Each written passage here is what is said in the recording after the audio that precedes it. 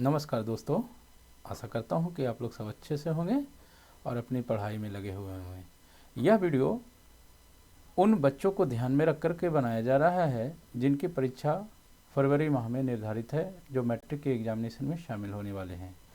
आज इस छोटे से वीडियो में मैं यह समझाने का आप लोगों को यह प्रयास करूँगा कि संघात्मक शासन, यहाँ देखिए आप, संघात्मक शासन का क्या अर्थ होता है और यह 2 नंबर या 4 नंबर के प्रश्न में यह आता है या इससे ऑब्जेक्टिव प्रश्न भी बनता है कि संघात्मक शासन के कौन से लक्षण हैं, निम्नलिखित में से उसको चुनने के लिए आ सकता है। ठीक है, तो संघात्मक शासन को हम लोग यहाँ पर समझते हैं और उसके 2 नंबर के प्रश्न आए या 4 नंबर के प्रश्न आए या जो है ऑब्जेक्टिव प्रश्न आए, आप आंसर कर पाने में सक्षम हो पाएंगे। चलिए तो हम लोग समझने का प्रयास करते हैं। देखिए यहाँ पर आप देख रहे होंगे कि हाईलाइट करके लिखा हुआ है कि संघ तथा इकाइयों का अपना अपना अस्तित्व होता है। यानी कि आप यह समझें कि संघ कहने का मतलब क्या होता है।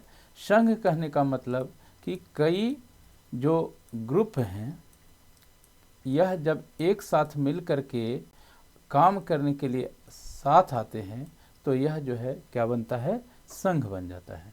और दोनों के अधिकार क्षेत्र जो होते हैं वह संविधान के द्वारा, किसके द्वारा, संविधान के द्वारा ही दोनों के कार्य क्षेत्र और उनकी शक्तियां जो है अलग अलग बांट दिए जाते हैं ताकि किसी प्रकार की परेशानी न हो।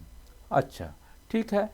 अच्छा, संघीय व्यवस्था जो है, संघीय व्यवस्था जो है वह लोकतांत्रिक मूल्यों की रक्षा इसमें होती है। कैसे होती है यह हम लोग आगे जानने का प्रयास करेंगे। देखिए यहाँ पर आप शब्दों का भी खेल थोड़ा समझेंगे। यह प्रश्न आता है कि फेडरेशन जो है उसकी हिंदी संघ होती है। क्या होती है, फेडरेशन। हम लोग जानते हैं कि भारत एक संघ है ना, लेकिन वह कंप्लीट संघ नहीं है। संघीय कंप्लीट संघीय व्यवस्था नहीं है, बल्कि वह अर्ध संघात्मक है। कैसी व्यवस्था है हमारे के यहाँ, अर्ध संघात्मक। ठीक है, अच्छा ठीक है साहब। लेकिन यहाँ पर हम लोग कहते हैं कि जो है अनुच्छेद 1 यह व्यवस्था करता है कि यूनियन ऑफ स्टेट की बात करता है।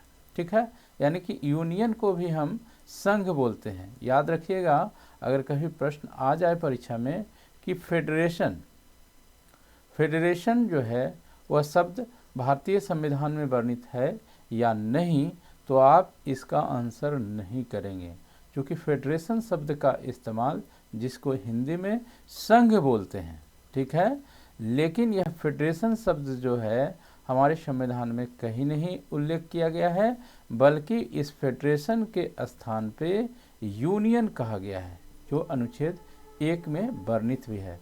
कितना में, अनुच्छेद 1 में।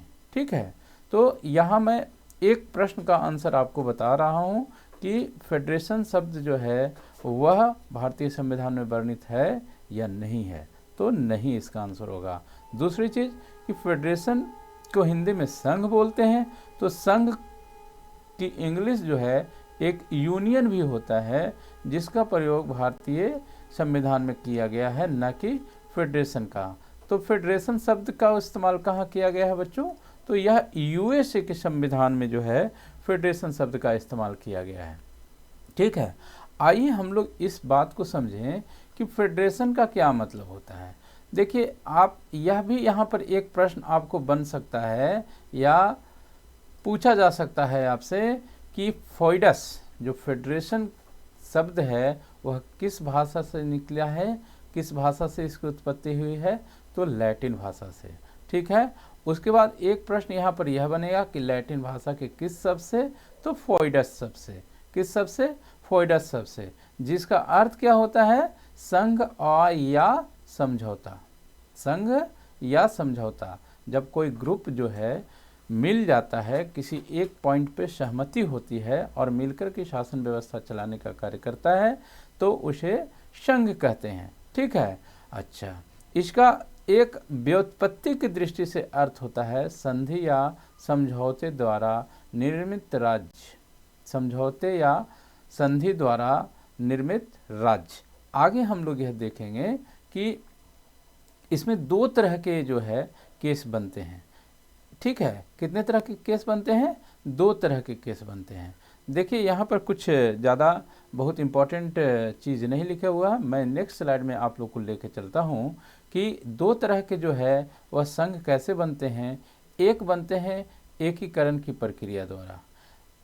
क्या बनते हैं? एकीकरण की प्रक्रिया द्वारा, यानी कि एक एक कर करके मिल जाते हैं और एक हो जाते हैं।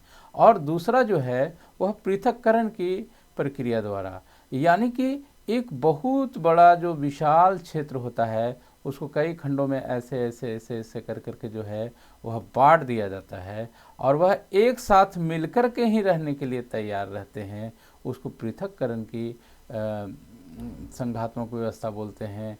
जबकि जब ये लोग छोटे छोटे पहले से ही हैं और जब वह मिल कर जाते हैं एक साथ काम करने के लिए तो उनको एकीकरण की प्रणाली कहते हैं। आप समझ रहे हैं बात को? जब ये बड़ा सा जो क्षेत्र है वो छोटे छोटे क्षेत्रों में जब बांट कर करके कर दिया जाए और वह एक साथ ही रहने के लिए तैयार हों तो वह पृथक्करण की प्रणाली है।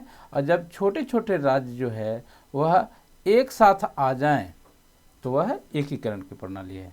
मैं उम्मीद करता हूं कि ये बात आपको समझ में आ रही होगी। चलिए आगे थोड़ा सा इसको हम लोग और समझने का प्रयास करते हैं कि एकीकरण की प्रणाली होती क्या है। जब अनेक स्वतंत्र राज्य, कौन? स्वतंत्र राज्य आपस में मिलकर संघ का निर्माण करते हैं। याद रखिएगा यहाँ पर स्वतंत्र होना बहुत जरूरी है। अगर स्वतंत्र नहीं होंगे तो वह संघ के निर्माण में सहायक नहीं होंगे। और इस श्रेणी में हम लोग उदाहरण किसका याद रखेंगे? America, Australia, Switzerland. तीन ऐसे यहाँ पर मैं आपको एग्जाम्पल गिना रहा हूँ जिसको आपको याद रखना है। यहाँ पर से भी प्रश्न आपसे पूछा जा सकता है। प्रश्न इस प्रकार से पूछा जा सकता है कि निम्नलिखित देशों में से कौन संघात्मक व्यवस्था ऐसी है जो एकीकरण की प्रणाली द्वारा शामिल नहीं हुआ है, एकीकरण के द्वारा जो है नहीं बना है। और ठीक इसमें से जो है एक ऑप्शन इसमें आपको पुटअप कर दिया जाएगा, उसको आपको जो है एलिमिनेट करना होगा, छांटना होगा। ठीक है। दूसरी तरफ जो है पृथक्करण की प्रक्रिया द्वारा, जब एक ही विशाल राज्य को, बहुत बड़ा राज्य हो तो उसको विभिन्न खंडों में विभाजित किया जाता है तो वह पृथक्करण की प्रणाली कहलाती है। और इस श्रेणी में जो है हम लोग कनाडा और ब्राज़ील का नाम याद रखेंगे। ठीक है।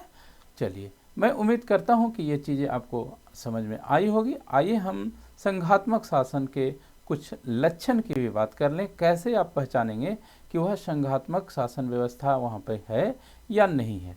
चलिए बहुत बेसिक सी चीज़ें हैं और लेकिन यह आपको जानने की भी ज़रूरत है, क्योंकि यहाँ से आपको पॉइंट बनेंगे और आप जब लिखेंगे तो 2 या 4 नंबर के भी प्रश्न इससे आपको बन जाएंगे।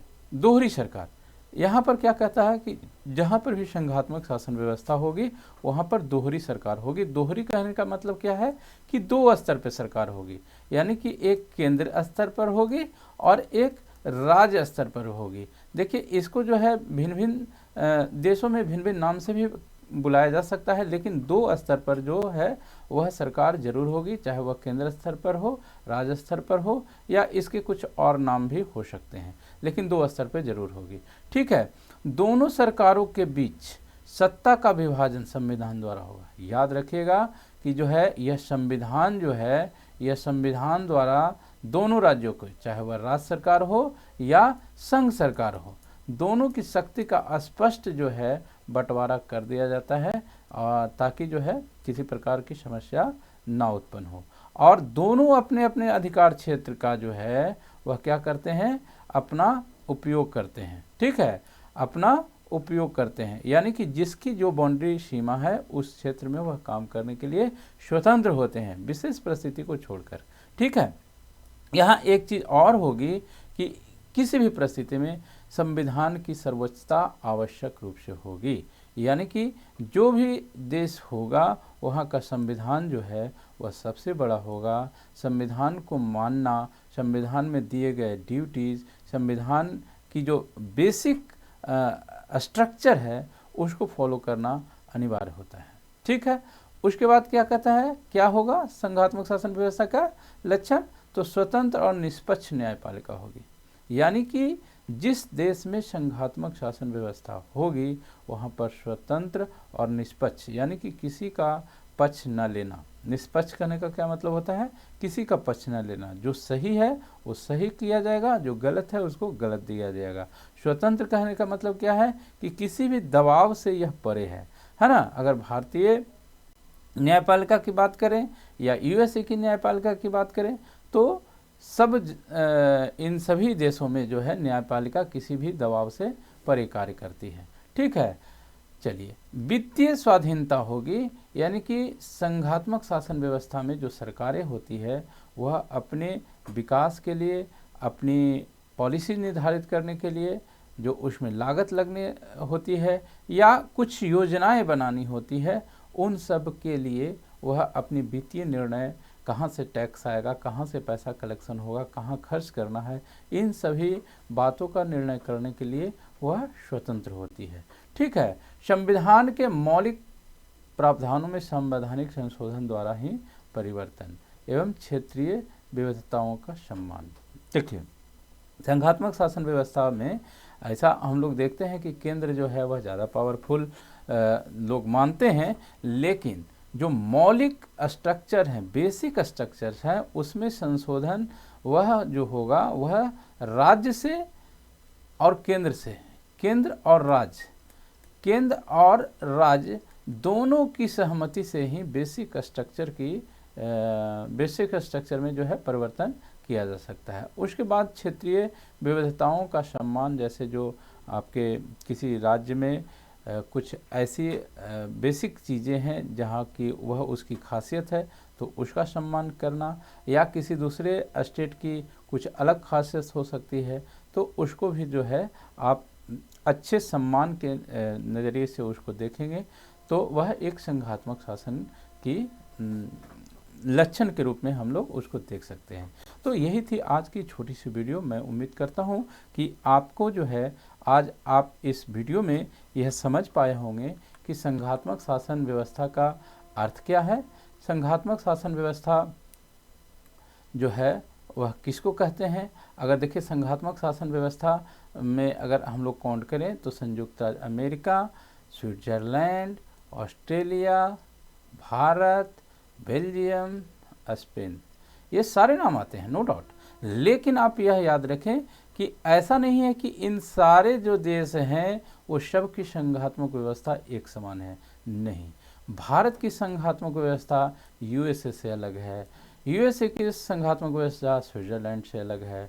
मतलब कहीं ना कहीं जो है वह कुछ पॉइंट में अंतर है, लेकिन कुछ पॉइंट में समानता भी होगी। लेकिन मूल जो ये चीज़ें होती है, मूल संघात्मक कहने का मतलब है संघात्मक, संघ का जो है बनना, यानी कि कुछ स्वतंत्र राज्यों का, कुछ स्वतंत्र समूहों का एक साथ जब आकर करके एक इकाई के द्वारा जो है मिल करके शासन चलाने की बात होती है। देखिए यहाँ पर मैं यहाँ पर लिखा भी हूँ कि इकाइयों की सरकारों द्वारा चलाया जाता है तो उसे संघात्मक शासन व्यवस्था कहते हैं, है ना।